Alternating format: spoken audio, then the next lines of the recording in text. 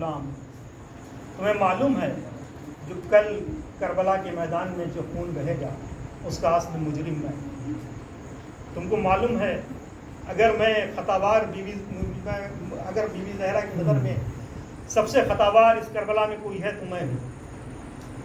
میں یہ دیکھ رہا ہوں کہ ایک طرف جنت ہے ایک طرف دوزخ ہے. حور ٹہل رہا ہے، رات کی تاریکی ہے، حور خیمے میں ٹہل رہا ہے. صبح نمودار ہوتی ہے، صبح نمودار ہونے والی ہوتی ہے کہ حور پہنچتا ہے ابن زیاد کے دربار میں، پہنچتا ہے، خیمے میں پہنچا، پوچھتا ہے کہ کیا طے پایا، کیا جنگ ہوگی؟ ابن زیاد کہتا ہے ہاں جنگ ہوگی اور بڑی قیامت کی جنگ ہوگی، کربلا کی زمین خون سے لال ہو جائے گی. اتنا سننا تھا کہ حور واپس آتا ہے. حور واپس آیا، غلام پوچھتا ہے، بیٹا پوچھتا ہے کہ اے بابا جان کیا بات ہوئی؟ حور پوری باتیں بتاتا ہے. بتانے کے بعد یہ کہتا ہے کہ اے بیٹا اب مجھ سے برداشت نہیں ہے، میں نے طے کیا ہے کہ اب میں دوزخ سے نکل کے جنت کی طرف جانا چاہتا ہوں.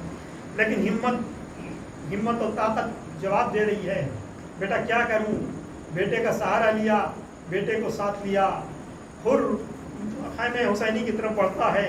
کچھ دور پہنچا، جب حسینی خیمے کے قریب پہنچنے لگا تو کہنے لگا بیٹا میں خطاوار ہوں، میں امام حسین کے سامنے ان حالت میں نہیں جانا چاہتا ہوں. اے بیٹا اس رومال سے میری آنکھوں پہ پٹی باندھ دے اور دونوں ہاتھوں کو بندھواتے ہیں. دونوں ہاتھوں کو بندھوانے کے بعد ادھر آئے تو دیکھا کہ مولا خیمے کے باہر خدا بند عالم کی بارگاہ میں دعا گو ہیں. حور آتا ہے، امام کے قدموں میں سر کو گرا دیتا ہے.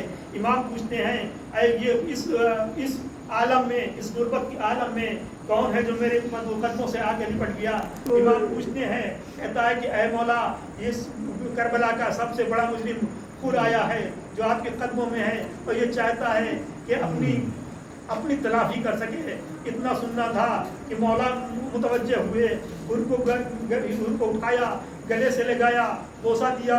بوسہ دینے کے بعد کہتے ہیں، مولا فرماتے ہیں اے حور اس غربت کے عالم میں آئے ہو، اس غربت کے عالم میں آئے ہو، ایسے مقام پہ آئے ہو کہ میں تمہاری کوئی بھی وہ کیا بولتے ہیں کوئی بھی خدمت نہیں کر سکتا. اتنا سننا تھا کہ حور کو گلے سے لگانے کے بعد حور فوراً اجازت چاہتے ہیں. کہتے ہیں کہ اے مولا بیٹے کو اجازت دے دیجیے، میں چاہتا ہوں کہ میرا بیٹا خون میں غلطہ ہو، اور جب ایک بیٹا باپ کے سامنے ہو میں اس ٹائم پہ خون میں غلطہ بیٹے کو دیکھوں اور وہ خدا بند عالم کی بارگاہ میں دعا کو اے خدا میرے گناہوں کو معاف کر دے. اتنا سننا تھا. مولا نے انکار کیا، لیکن جب زیادہ اصرار بڑھا تو امام نے حور کے بیٹے کو اجازت دی. حور کا بیٹا لڑنے کے بعد کافی یزیدیوں کو واصل جہنم کیا. اس کے بعد ایک وقت وہ آتا ہے کہ گھوڑے سے گرتا ہے، زمین کربلا پہ گرا، آواز دی. آواز کا دینا تھا کہ حور بھی بڑھے، امام حسین بھی بڑھے، لیکن امام حسین اس وقت اتنی تیز آگے تھے کہ لگتا نہیں تھا کہ یہ 3 دن کا بھوکا پیاسا اور 57 سال کا بوڑھا ہے. لیکن حور پیچھے پہنچے.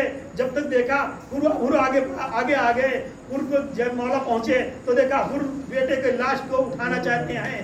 مولا نے فوراً حور کو روک دیا اور ایک جملہ فرماتے ہیں، اے بیٹا اے حور کیا کوئی کوئی بوڑھا باپ اپنے جوان کے بیٹے کی لاش اٹھاتا ہے؟ میں کہوں گا اے مولا ابھی آپ کہہ رہے ہیں، لیکن چند وقت بعد وہ وقت آئے گا کہ جب آپ کا جوان علی اکبر ہوگا جو ایڑیاں رگڑ رہا ہوگا اور آپ یہ کو تنہا ہوں گے اور جب بیٹے کے جنازے کو اٹھا رہے ہوں گے.